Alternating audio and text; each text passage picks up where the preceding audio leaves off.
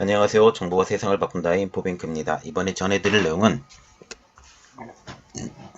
중국 리튬 인산철 공급 부족, 배터리 신규 수주 중단, 전고체 배터리 상용화는 언제에 대해서 알아보겠습니다.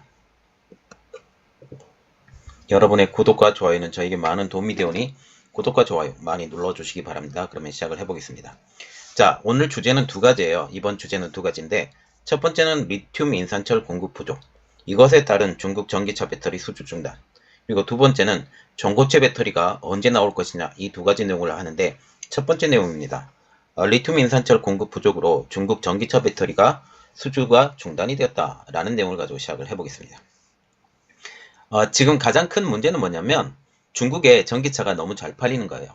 전기차가 너무 잘 팔리다 보니까 리튬 인산철 배터리 LFP라고 부르는데 이 리튬 인산철 배터리를 생산한 즉시 다 써버리는 거예요. 다 써버려서 이제는 리튬 인산철이 부족한 상황까지 오게 된 거죠.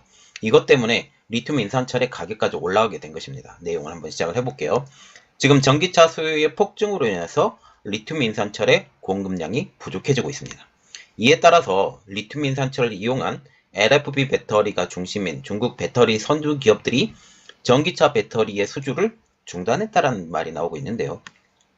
현재 전기차에 탑재하는 배터리가 크게 두 가지로 나누거든요.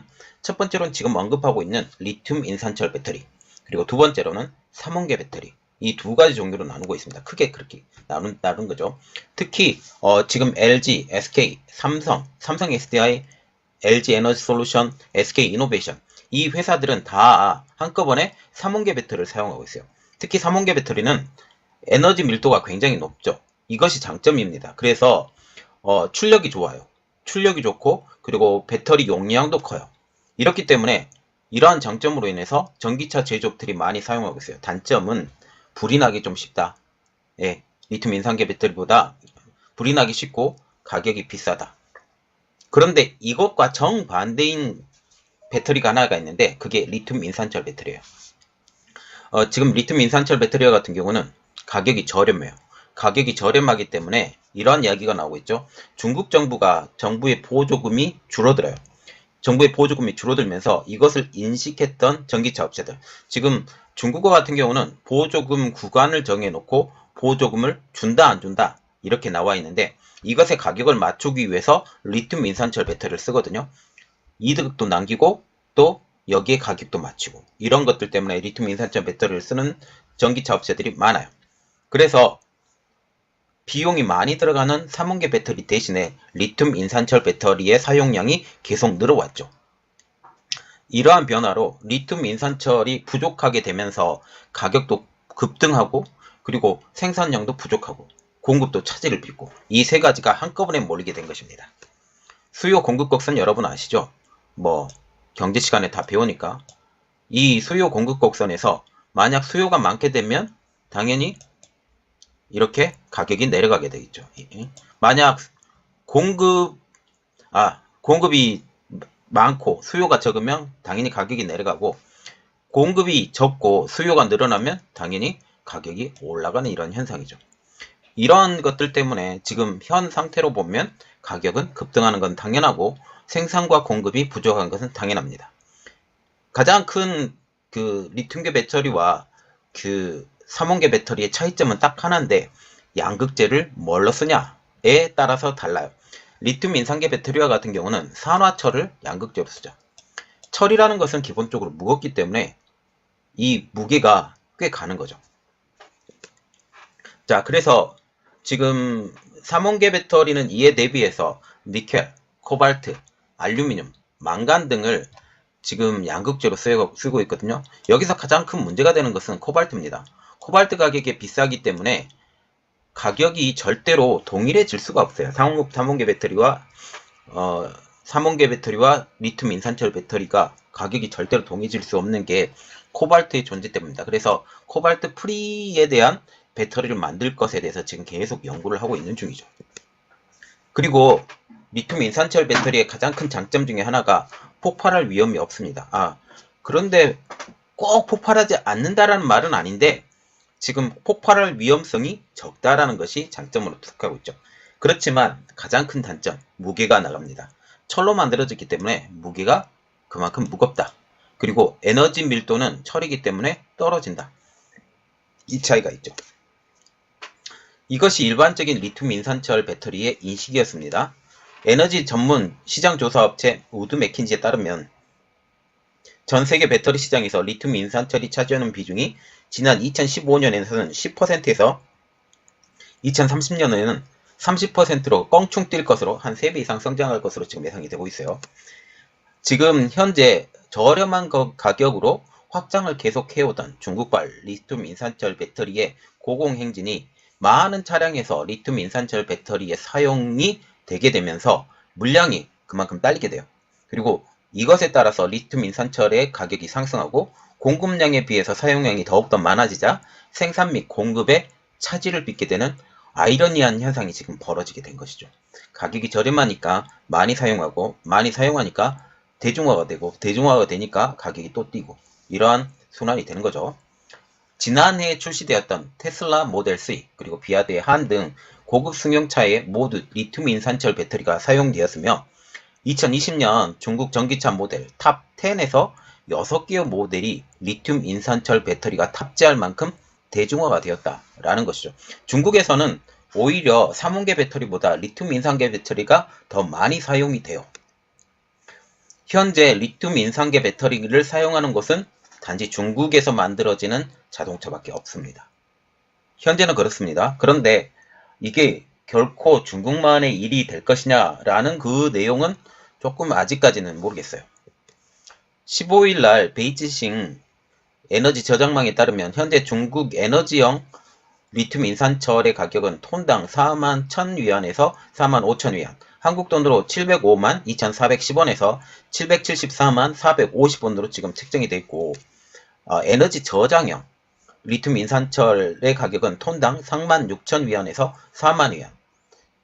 다시 말하면 619만 2,360원에서 688만 400원으로 지금 형성이 되었다고 합니다. 자, 그래서 지금 리튬 인산철 배터리의 사용량의 증가를 통해서 일부 선두기업, 대표적인 기업들이 CATL, 비아드가 대표적이겠죠. 1, 2위를 달리는 기업이고 여기서 리튬 인산계 배터리가 인산철 배터리가 많이 사용이 되기 때문에 이 주문량의 폭주로 인해서 원자재 공급이 부족하게 되고 생산 능력의 한계로 인해서 신규 수주를 중단했다고 매일경제닷컴에서 지금 중국의 매일경제닷컴에서 보도를 했습니다. 그러나 지금 새로운 개발법이 발견이 되고 있어요. 그래서 현 시점에서 원자료 공급 부족의 여파는 그지 그렇게 오래가지 않을 것이다 라는 게 이 매체가 전하고 있습니다. 리튬 인산계 시장 점유율 확대를 위해서 중국 기업들이 생산 능력 확대 프로젝트를 하고 있기 때문이죠. CATL과 리튬 배터리 업체인 디나노닉은 합자회사 취징린티에가 지금 액상형 공정으로 8만 톤의 리튬 인산철 배터리 생산량을 확대하고 18억 위안이나 투자를 했다라는 거죠. 투자가 계속 되고 있다는 겁니다. 중어 타이바이는 지난 3일 날 자회사 간수 동방타이 유한 공사를 통해서 연간 생산량 50만 톤의 리튬 인산철 프로젝트 투자 계획을 발표했다라고 지금 보면 되겠습니다. 그래서 지금 CATL도 마찬가지고 지금 비아드와 같은 경우도 지금 현재 이런 리튬 인산철 프로젝트를 해서 리튬 인산철이 빨리 지금 확보가 될 거예요. 그러나 지금 현재 가격이 한번 오르게 되면 떨어지기는 쉽지 않거든요. 공급량이 아주 많아지지 않은 한. 지금 이렇게 되기 때문에 리튬 인산철 배터리 가격은 이 고공행진에 여전히 영향을 받을 것이다. 그리고 점점 더 사용하는 수량이 많아지기 때문에 이 수량을 계속 받아줄 수 있을 것인지 늘리더라도 이것을 한번 고려를 해봐야 되겠다는 거죠. 자, 그리고 또 하나의 내용. 전고체 배터리의 상용화는 언제 될 것이냐예요. 지금 현재 모든 전기차 업체들이 기다리고 있는 것은 딱 하나가 있습니다. 전고체 배터리. 이 전고체 배터리는 기존 2차 전지와 비교해서 고밀도 충전이 가능해요. 3원계 배터리하고 똑같은데 이 중간에 그 분리막이 없고 그 안에 고체처럼 되기 때문에 불도 안 나요. 불도 안 나고 밀도도 높고 이렇기 때문에 많은 전기차 업체들이 기다려요. 즉 보세요. 고밀도 충전이 가능하고 이 고밀도 충전이 가능하다라는 것은 에너지 충전이 많이 된다라는 소리죠. 그러면 주행거리가 늘어납니다. 주행거리 적어드릴게요. 주행거리가 늘어나기 때문에 현재 한 400km 정도 지금 예상을 했던 것이 600km 이상으로 지금 올라갈 것이다로 지금 이야기하고 있거든요. 이것 때문에 꿈의 전지로 불리게 됩니다. 기대감이 아주 상당하죠. 전고체 배터리는 전기차뿐만 아니라 모바일 기기에서도 활용이 높을 것으로 기대가 되고 있어요. 특히 우리나라에서 휘어지는 전고체 배터리를 개발을 했다라고 기사가 나서 제가 그 기사를 올려드렸거든요. 이것을 한번 참조해 보시면 되고, 아직 수익으로는 연결되는 양산 시점은 가늠할 수가 없습니다. 그래서 시장 전문가들도 지금 다소 신중한 분위기죠. 현재 전기차용 2차 전지는 에너지 밀도가 킬로그램당 300Wh가 한계이지만 전고체 배터리는 500Wh로 개선될 것으로 지금 전망을 하고 있어요. 그래서 최대 용량이 한 600Wh까지 지금 늘어날 것이다 라는 그런 말도 나오고 있어요. 삼성증권은 다른 조건이 일정하게 될 때 동일 주행거리 차량 공간 내 배터리 탑재 공간이 50%나 증가되거나, 왜 그러냐면 그 일반적인 우리의 삼원계 배터리 있잖아요. 삼원계 배터리는 촘촘하게 배터리를 세울 수 없습니다. 왜냐하면 너무 촘촘하게 세워버리면 불이 나버려요. 그래서 공간의 여유를 띄워야 되거든요. 공간의 여유를 띄워야 되는데 이 전고체 배터리는 그렇지 않습니다. 그냥 붙여서 만들어도 돼요. 그래서 같은 배터리 탑재 공간이 50%나 절약이 되죠. 보세요. 이 두 개를 세우는데 만약 일반 삼원계 배터리와 같은 경우는 떼에서 해야 되기 때문에 지금 두 개를 넣는데도 벌써 공간이 1.5배가 더 들어요. 그런데 전고체 배터리와 같은 경우는 여기 공간을 채워 넣을 수가 있죠. 그래서 배터리 탑재 공간이 50%, 최대 50%가 절약할 수 있고, 주행거리 같은 경우는 50%가 절약이 되기 때문에 2배가 개선된다라는 의미가 지금 나오고 있다는 거죠. 그리고 고체전지의 특성상 고용량, 경량화가 지금 장점으로 발현이 되기 때문에 휴대용 모바일 기기에서도 매력적인 부분입니다. 저번에 리튬이온 배터리가 불났다라는 이야기가 나왔죠. 특히 갤럭시 노트 8인가요? 제가 기억으로는 그렇게 됐는데, 그때 당시에 불이 많이 나서 한번 망조가 된 일이 있었습니다. 이러한 일들이 없어진다라는 거죠. 그래서 특히 웨어러블 기기에 많이 쓸 수 있을 것이다 라는 거죠. 전고체 배터리의 핵심인 고체 전해질 개발이 지금 한창 진행 중이죠. 그리고 어떤 물질이 가장 적합한지에 대해서도 시장에선 결론이 나지 않은 상황입니다. 삼성증권에 따르면 통산 재료 선택의 검증과 양산까지 한 5년에서 8년 이상 걸린다고 지금 예측이 나오고 있는데, 결국 확실한 수익이 나기까지는 5년에서 8년까지 검증, 양산이 되기 때문에 이만큼 시간이 걸려야 된다라는 거죠. 수익이 날 때까지 생각을 하면 한 10년 가까이 걸릴 수도 있다라는 말도 지금 나오고 있습니다. 또 고체 전해질이 결정이 만약 된다고 할지라도 안정성이 중요한 자동차 배터리는 신속한 양산에 대해서 더 이상의 시간이 필요하다는 거죠. 이 안정성 테스트까지 들어가야 된다는 겁니다. 지금 빌 게이츠와 폭스바겐이 투자해서 관심을 모은 퀀텀 스케이프는 역시 전고체 배터리 기술이 우위에 있음에도 불구하고 3년 뒤인 2024년에 양산 검증을 지금 목표로 하고 있습니다. 그리고 지금 이렇게 이야기가 된다라는 거죠. 그리고 국내 배터리 3사 중 가장 발빠르게 움직이고 있는 삼성 SDI 같은 경우도 전고체 배터리 양산 시점을 2027년 이후로 보고 있어요. 벌써 6년이 더 지난 시기죠. 아무리 빨라도 3년, 그리고 좀 늦으면 7년 이렇게까지 간다라는 거죠. 그래서 양산 시점을 확정하기가 어렵다라는 것입니다. 그래도 결국은 전고체 배터리가 나올 건데 이것은 근일 내에 나오지 않고, 이렇게 된다면 우리가 생각을 해봐야 될 게 리튬 인산철 배터리나 삼원계 배터리가 적어도 5년까지는 계속 유지가 될 것이다. 아무리 늦어도 아무리 빨라도 3년 이상은 지금 전고체 배터리가 나오기까지 불안정한 배터리 시설을 가져야 될 것이다 라는 거죠. 이렇게 되면 우리가 제대로 된 자동차를 받아볼 시기가 적어도 3년 이상의 시기가 지난 다음에 신차를 받아서 사야 된다라는 그 결론까지 지금 나오게 된다는 거죠. 그래서 우리가 생각을 해야 될 게 리튬 인산철 배터리의 시장은 늘어날 거예요.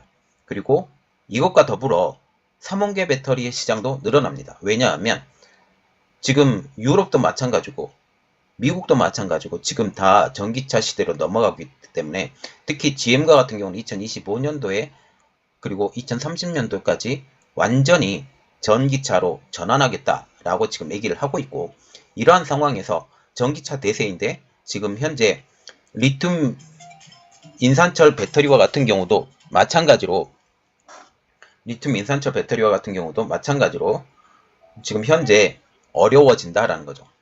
이 수량도 많이 늘어나기 때문에 여기도 가격이 계속 오르게 되면 그 특별히 메리트가 있을까라는 생각까지 우리가 해야 되죠. 이러한 것까지 고려해서 장기적으로 보면 리튬 인산철 배터리가 대세로 올라가기까지는 좀 어려움이 있을 것이다 라고 생각을 합니다. 그리고 리튬 인산철 배터리 말고 지금 전고체 배터리가 나오기 시작까지 한 6, 7년의 시간이 있잖아요. 6, 7년의 시간 가운데 이 수소 자동차가 얼마나 성장할 것이냐 라는 것도 또 하나의 문제예요. 이 수소 자동차가 전고체 배터리가 나오기 이전에 완전히 정착을 하게 된다면 수소의 경제로 전환도 굉장히 빨라질 수 있을 것이다 라는 것까지 우리가 고려를 해봤으면 좋겠습니다. 이번 내용은 여기까지였고요. 저희 내용은 여러분들에게 많이 도움이 되셨다면 구독과 좋아요 그리고 알람 설정까지 부탁드리겠습니다. 감사합니다.